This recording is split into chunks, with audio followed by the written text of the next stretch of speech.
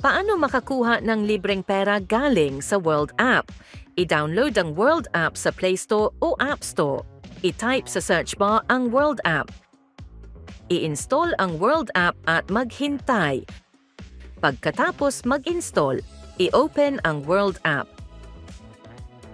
I-tap ang screen, i-check ang agree at pindutin ang sign up. Maghintay saglit. Mag-enter ng password o pwedeng pindutin ang skip. Maglagay ng totoong edad at i-confirm. Para sa mga Android user, enable backup sa Google account. Pumunta sa settings sa itaas. Hanapin ang redeem invite sa pinakaibaba. Para mas malaki ang coin na makuha ninyo, ilagay ang 9U4UC8Q. At i-click ang confirm. Ilagay ang aking redeem invite para may makuha kayong 1,000, 300 to 2,000. Pumunta ulit sa settings at i-click ang find an ORB. Maghintay saglit. I-click ang allow location.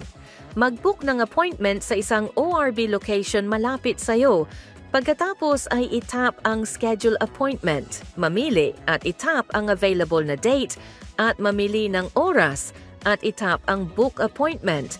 Puntahan ang appointment sa tamang oras. Paano mag-claim ng World Coin after 24 na oras after ma-verify sa ORB?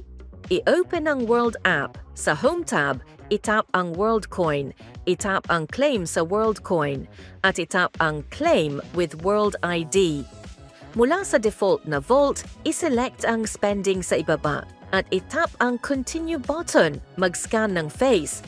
Kapag na-verify ka na, magsisimula ang proseso ng pag-claim ng token. Kapag natapos na ito, magbabago ang status ng token sa claimed. After ma-verify, i-tap ang Continue button. I-tap ulit ang Continue. Mula sa Home, i-tap ang Wallet. Makikita mo na ang pera mo at World Coin mo sa World App.